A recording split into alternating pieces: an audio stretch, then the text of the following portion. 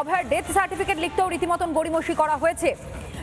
Death সার্টিফিকেটে মৃত্যুর সময় সেখানে দুপুর 12:44 এবং মাসকট স্পিন কন্ট্রোল ল্যাবের পরীক্ষায় এটি প্রমাণিত। কেয়াসেট আলোপেক্স পেন্টা অ্যাক্টিভ নতুন চুল গজাতে সাহায্য করে, চুল পড়া বন্ধ করে। Keyaseth Alopex Penta Active 10 hair fall প্রবলেমের একমাত্র সলিউশন। ব্রড ডেথ লেটারে সই করতে চাননি অরুণাভ। চেস্ট মেডিসিনের প্রধান ছিলেন এই অরুণাভ দত্ত চৌধুরী। বিস্ফোরক দাবি করেছেন চিকিৎসক তাপস প্রামাণিক। অভিযোগ, রাতে আরজি করে ডিউটিতে ছিলেন তাপস। রিপাবলিক বাংলা বিস্ফোরক দাবি করেছেন তাপস প্রামাণিক। একবার শোনাই আপনাদেরকে তাপস প্রামাণিকের বক্তব্য। বডি পাওয়া গেল 9:30টার সময়, 12:30 কি তারপরে বোধহয় পলি সমাদ্দার গেছেন ওখানে বোধহয়।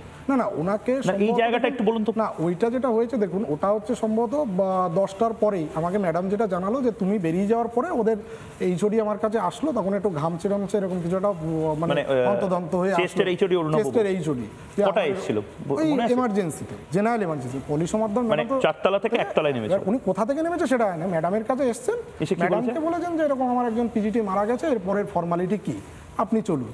উনি স্বাভাবিকভাবে গেছে ওনার সাথে। তখন পুলিশ ছিল না, পুলিশ ছিল না। পুলিশ ছিল কিনা উনি ওখানে গিয়ে উনি যেটা দেখতে পেয়েছে যে হ্যাঁ এরকম একটা মানে যে বিভিন্ন জায়গায় ভাইরাল হয়েছে বা এরকম যেরকম বডি পড়েছিল উনি দেখেছে, দেখে উনি বুঝে উনি তখন বলেছে যে দেখুন এটা তো মানে অ্যাকচুয়ালি ব্রড ডেট, কখন মারা গেছে সেটা ব্রড ডেট সকালেই মেডিকেল অফিসার আপনারা বলেছিলেন, তিনি বলে এসেছে যে এটা নিয়ম হচ্ছে এবার আপনাকে গিয়ে আমার সাথে। তাহলে এই যে পেপারে এবং পুলিশের ভার্সনে দেখছিলাম আনকনশাস বলা হচ্ছে। এবার দেখুন সেটা 9:30 10টা নাগাদ যখন পুলিশ দেখতে পায় তখন বলা হয় আনকনশাস। এবার এইগুলো তো দেখুন সমস্তটাই একটা অসঙ্গতিপূর্ণ কথাবার্তা। উনি দেখে এসে উনি যেটা বলেছেন যে আপনি পেপারগুলো রেডি করুন, বিশেষ করে একটা আধার কার্ড না হলে তার পক্ষে তো একটা ডেথ ডিক্লেয়ার করা সম্ভব নয়। আধার কার্ড নিয়ে আসুন, আপনি ব্রড ডেটে সাইন করবেন, আমি ডিসি লিখবো, দেন পোস্টমর্টমের ঘরে যাবে, এটাই নিয়ম। না কিন্তু এই যে আমার কাছে যে কলকাতা পুলিশের যে তথ্যটা আছে, EMO on duty medical officer 12:44 কেন ডেথ ডিক্লেয়ার করলেন? যদি 9:30 10টাতেই যদি ব্রড ডেট বোঝা যায়। 10টার পরে গেছেন, উনি নিচে চলে এসেছেন, চলে আসার পরে বলেছে আপনাকে অরুণাভ দত্ত চৌধুরীকে বলেছেন আপনি ব্রড ডেটে সাইন করতে হবে, কারণ ওই বডিটার তখন কাস্টোডিয়ান কে, ওই ডিপার্টমেন্টের হেড কে হতে হবে বা ওই ডিপার্টমেন্টের অন্য কোনো প্রফেসরকে হতে হবে, না হলে এমার্জেন্সি মেডিকেল অফিসার কেন ডেথ সার্টিফিকেট ইস্যু করবে? সে তো মানে নিয়ম অনুসারে ওখান থেকে বডিটা নামিয়ে এমার্জেন্সিতে নিয়ে আসা উচিত, কিন্তু যেহেতু একটা সেন্সেশনাল কেস সেক্ষেত্রে মেডিকেল তখনই কি বোঝা গেছিল এটা রেপ মার্ডার হতে পারে? মানে এবার ম্যাডাম যেটা দেখেছেন, ম্যাডাম দেখে পুরো আশ্চর্য হয়ে গেছেন যে এইরকম ভাবে এরকম একটা ভয়ঙ্কর কাণ্ড ঘটে গেছে। ম্যাডামও খুব, আমাকে যেটা উনি বললেন প্রথম থেকে, হ্যাঁ মানে উনি যেটা বললেন যে যেটা দেখেছি সেটা দেখে আমার খুব ভয়ঙ্কর লেগেছে এবং আমি দেখে বেশি সময় খালি চোখেই মনে হয়েছে। খালি চোখে উনি দেখে দেখুন, ওইটা দেখে কারো পক্ষে বলা সম্ভব নয় সুইসাইড, যেটা ম্যাডাম বলেছিলেন আমাকে। এবং অদ্ভুতভাবে আপনি বলছেন যে দুটো জিনিস, এক হচ্ছে 12:44 অবধি অপেক্ষা করতে হয়েছিল, কারণ 12:44 অবধি চেস্ট মেডিসিনের সই করতে রাজি হননি। এবং তার নিয়ম ছিল যে সে অন্তত ওই জায়গায় বডিটার কাস্টোডিয়ান হিসাবে সই করে দেয়া। সন্দীপ ঘোষ কি করছে? এবার ওটাই তো, এবার দেখুন যে মানে হেড অফ দি ডিপার্টমেন্ট সে না করলে সন্দীপ ঘোষ নিশ্চয়ই করা উচিত, চাপ দেওয়া উচিত যে তুমি কেন সই করবে না। এবার এরা যে কি কমিউনিকেশন করেছে, কে কাকে ফোন করেছে সেটা বোঝা সম্ভব। অ্যাসিস্ট্যান্ট সুপার ভদ্র মহিলা যিনি নন মেডিকেল, সুপারকে আমি জানি না, অ্যাসিস্ট্যান্ট সুপারকে নিয়ে এত কোনো কথা হচ্ছে। অ্যাসিস্ট্যান্ট সুপার হচ্ছে নন মেডিকেল পার্সন। আজ যে সেমিনার রুমের ছবিটা আপনাদের সামনে আমরা তুলে ধরেছিলাম, সেই সেমিনার রুমে বহিরাগত চিকিৎসক অভিক দে অপরাধ স্থলে কোন এখতিয়ারে অভিক দে তিনি সেদিন পৌঁছে গিয়েছিলেন। দেখুন রেড মার্ক করে একেবারে যে সার্কেল করে আপনাদের সামনে ছবিটা রাখা হচ্ছে এই মুহূর্তে, লাল রঙের জামা পরা এই ব্যক্তি হচ্ছে অভিক দে। সন্দীপ ঘোষ ঘনিষ্ঠ এই অভিক দে, যার উপস্থিতি 9 তারিখ অর্থাৎ 9 আগস্ট যেদিন অভয়ের দেহ উদ্ধার করা হয় সেমিনার রুম থেকে, ঠিক সেই সময় দেখতে পাওয়া যায়। এবং এছাড়াও বিভিন্ন সময় এই সন্দীপ ঘোষের সঙ্গেই কিন্তু দেখতে পাওয়া গিয়েছে অভিক দেকে। কিন্তু বিষয় হচ্ছে অভিক দে তিনি সেখানে কেন পৌঁছে গিয়েছিলেন, যে প্রশ্ন ইতিমধ্যে জুনিয়র চিকিৎসকেরা তারা করছেন। লাল জামা পরে পুলিশের মাঝে কি করছিলেন তিনি?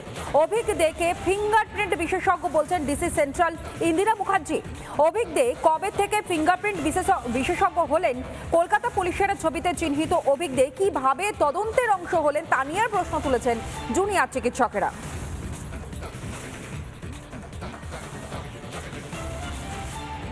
আরেকটা ছবি আপনাদের দেখাবো, এখানে এটা আরেকটা ভিউ আর কি। এটার মধ্যেও কিন্তু আপনারা দেখতে পাচ্ছেন গলায় স্টেথোস্কোপ আছে, ইনি হচ্ছেন কি আমাদের উইটনেস ডক্টর, যিনি ইনকোয়েস্টের পরে এখান থেকে বেরিয়ে যাচ্ছেন। তারপরে আমাদের ফিঙ্গারপ্রিন্ট এক্সপার্ট, যেটা আমাদের ডিডির টিম আছে, উনি আছেন। আমাদের এসি ডিডিআই আছেন, ডিডি সেকশনের ভিডিওগ্রাফার আছেন, অ্যাডিশনাল CP1 ছিলেন, ওখানে আছেন, এবং FSL এর স্টাফ আছে।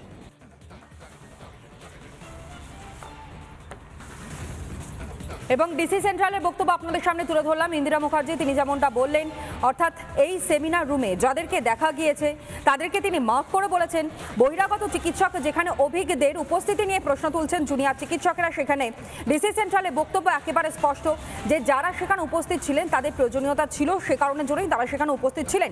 কিন্তু জুনিয়র চিকিৎসকেরা তারা প্রশ্ন তুলছেন যে এই অপরাধ স্থলে যেখানে কদম করে নাকি রাখা হয়েছিল পুলিশের তরফ থেকে, এমনটাই বিবৃতি দিয়ে জানানো হয়েছে, সেই স্থানে কোন এখতিয়ারে অভিজ্ঞদের তিনি পৌঁছে যান, লালজামা পরে পুলিশের মাঝে কি করছিলেন। অভিজ্ঞকে ফিঙ্গারপ্রিন্ট বিশেষজ্ঞ বলেছেন ডিসি সেন্ট্রাল, আর এদিকে অভিজ্ঞদে কবে ফিঙ্গারপ্রিন্ট বিশেষজ্ঞ হলেন সেই প্রশ্ন ইতিমধ্যেই উঠতে শুরু করে দিয়েছে। আর এদিকে কলকাতা পুলিশের ছবিতে চিহ্নিত অভিজ্ঞদে কিভাবে তদন্তের অংশ হয়ে উঠল তা নিয়েও রীতিমতন প্রশ্ন উঠছে। আর অন্যদিকে এই সন্দীপ ঘোষ ঘনিষ্ঠ বলেই অভিজ্ঞকে জানতে পারা যায়, বিভিন্ন জায়গায় সেই ছবিও ধরা পড়েছে। অভয়ের বাবা কি বলছেন একবার আপনাদের সামনে তুলে ধরে শুনুন। না, লাল গেঞ্জির একটা ইয়ে ছিল না, এখনো পর্যন্ত আমরা জানতে পারিনি, তবে একটা সন্দেহজনক ব্যাপারটা ছিল, তাই ওরা বলেছিল যে না আমরা দেখেছিলাম ওখানে একটা লাল গেঞ্জি পরে ছেলে ঘোরাঘুরি করছিল, কিন্তু আমার কাছে তো তখন ফোন ছিল না, আমি কোনো কিছু ক্লু রাখতে পারিনি। আর তখন আমাদের মানসিকতা ছিল না যে প্রমাণ রাখবে। আচ্ছা, তারা প্রমাণ মোছার চেষ্টা করছে, তাও তো আমরা বুঝতে পারিনি। শুনুন, কোনো একটা ঘটনা ঘটলে আমরা সবার প্রথম তো পুলিশের শরণাপন্ন হব। আমরা সেরকমই পুলিশের কাছেই সমস্ত আমাদের যা বক্তব্য বলছিলাম, কিন্তু পুলিশ আমাদের 3 ঘন্টা ধরে ঢুকতে দেয়নি। কেন, কি ব্যাপার, তাই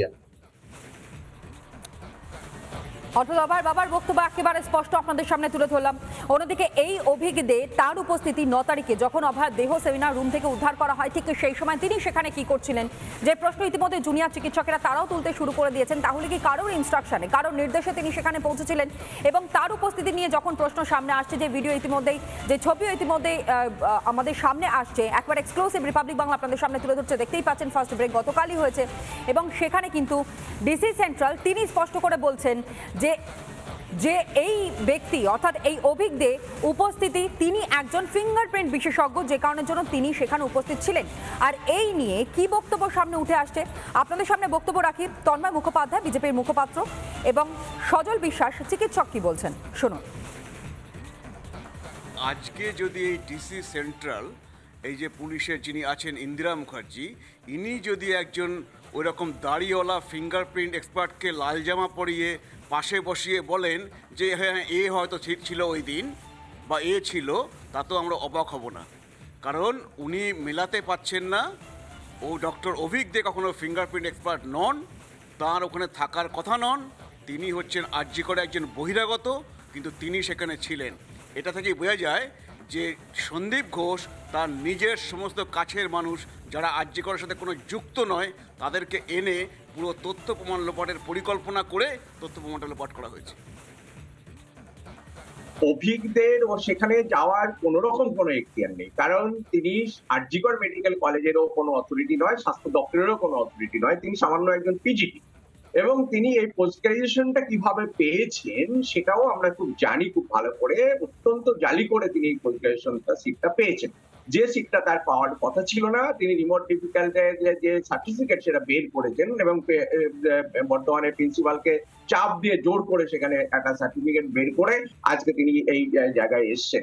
প্রথম থেকেই আমরা দাবি করছিলাম বিচার বিভাগীয় তদন্ত হওয়া উচিত এবং যারা যারা অনধিকার প্রবেশ করেছে এবং যারা যারা ট্যাম্পার করার চেষ্টা করেছে প্রত্যেককে আজকে এই বিচার বিভাগীয় তদন্তের আওতায় নিয়ে আসা হোক এবং তাদেরকে কঠোরতম শাস্তি দেওয়া হোক।